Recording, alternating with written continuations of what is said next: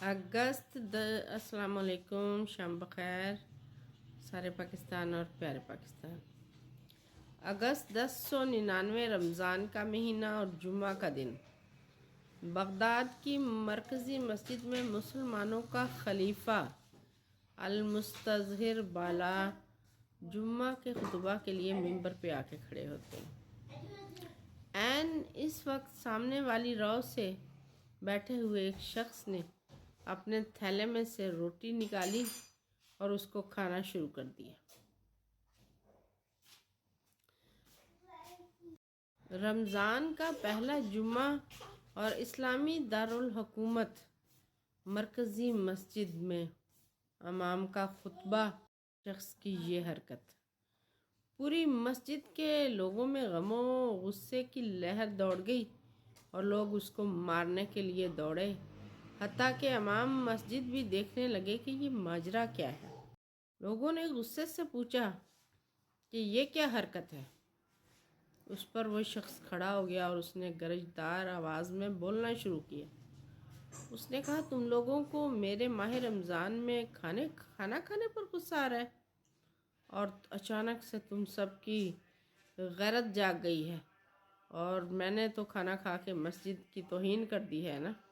لیکن 2 ہفتے پہلے بیت المقدس مسجد اقصی میں صلیبیوں نے قبضہ کیا، مسجد میں قرآن کی توہین کی گئی، مگر تم لوگوں میں سے کسی کی غیرت نہ جاگی، اور میں یہاں آ کر 2 ہفتے سے گھوم رہا ہوں کہ کہیں خلیفہ سے میری ملاقات ہو جائے، لیکن اس کے محافظوں اور اس کے ارد گرد گھومتے ہوئے چمچوں نے مجھے ملنے تک نہ دیا۔ تمہیں لگا کہ یہاں میں نے کوئی حرام کام کیا ہے، جبکہ میں تو دمشق سے آیا ہوا ایک مسافر ہوں جس پہ روزہ رکھنا فرض ہی نہیں ہے۔ لیکن اے خلیفہ مسلمین، تم پر تو بیت المقدس کی حفاظت فرض تھی نا، تم نے کیسے اس کو صلیبیوں کے ہاتھ جانے دیا؟ تم یہاں خطبے پر خطبے دے رہے ہو اور وہاں تمہاری بہنوں کی عزتیں محفوظ نہیں ہیں، اور میں دمشق کا قاضی امام الحراوی ہوں، اور میں تمہیں جھنجھوڑنے آیا ہوں کہ آنکھیں کھولو اور اقصی کو صلیبیوں سے آزاد کرواؤ، اور یہ نہیں کر سکتے تو پھر عورتوں کی طرح گھر بیٹھ جاؤ اور یہ خطبے دینا بند کرو۔ شیخ الحراوی دیر تک بولتے رہے اور لوگ ان کی باتیں سن کے زاروں قطار روتے رہے۔ یہاں خلیفہ نے معافی مانگی اور کہا کہ میں سلجوق حکمران سے مل کے اقصی کی آزادی کی جدوجہد کروں گا، اور یہ شیخ زین الاسلام الحراوی رحمۃ اللہ علیہ تھے، جو افغانستان کے صوبے ہرات میں پیدا ہوئے اور دمشق میں جا کر دینی علوم میں مہارت حاصل کی اور قاضی یعنی چیف جسٹس مقرر ہوئے، جو کہ بہت بڑے عالم اور بہت بڑے خطیب تھے۔ لیکن شیخ الحراوی کے اس بیان کے بعد انہوں نے مدرسہ میں بیٹھ کر پڑھنے پڑھانے کا سلسلہ ختم کر دیا اور امت کے حکمرانوں کے ضمیر کو جگانے کے لیے مہم چلائی۔ ان کی کوششوں کا نتیجہ تھا کہ بہت سالوں بعد ہی صحیح، لیکن صلاح الدین ایوبی کی صورت میں نکلا، اور صلاح الدین ایوبی نے بالآخر بیت المقدس کو فتح کر لیا۔ لیکن آج پھر ہم اسی صورتحال میں ہیں۔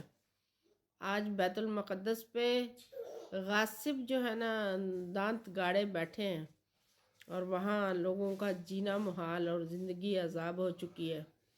عورتوں کی عصمت دری آئے دن کی بات ہے، یہاں تک کہ مسجدوں میں عصمت دری کا سلسلہ جو ہے جاری ہے۔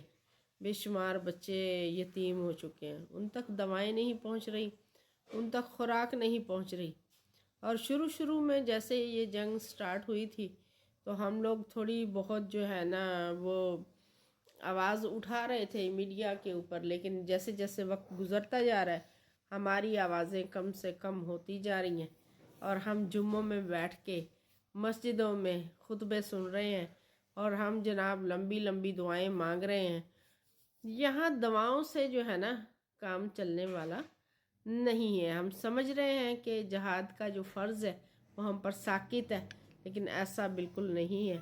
روز قیامت ہم سب کو اس چیز کا جواب دینا پڑے گا کہ ہمارے علماء نے اپنا فرض ادا کیوں نہیں کیا، ہمارے علماء نے لوگوں کو جہاد کے لیے کیوں قائل نہیں کیا، کیوں وہ مسجدوں میں بیٹھ کے صرف خطبے ہی دیتے رہے اور جو ہے نا یہ سمجھتے رہے کہ جہاد ہم پر فرض نہیں ہے. اور آہستہ آہستہ ہم اپنی آوازیں جو ہے نا کم سے کم کرتے جا رہے ہیں. تو میرا خیال ہے کہ ہر مسلمان روز قیامت شرمندہ ہوگا ان لوگوں کے سامنے جو مسجد اقصیٰ میں آج لڑ رہے ہیں اور شہادتیں پا رہے ہیں، اور وہ ہمیں پکارتے ہیں اور ہم سنتے ہی نہیں ہیں. ہم تو اپنی من مستیوں میں. اللہ تعالی ہم سب پہ رحم کرے اور اللہ تعالی جو ہے نا ہمیں صحیح راستہ دے.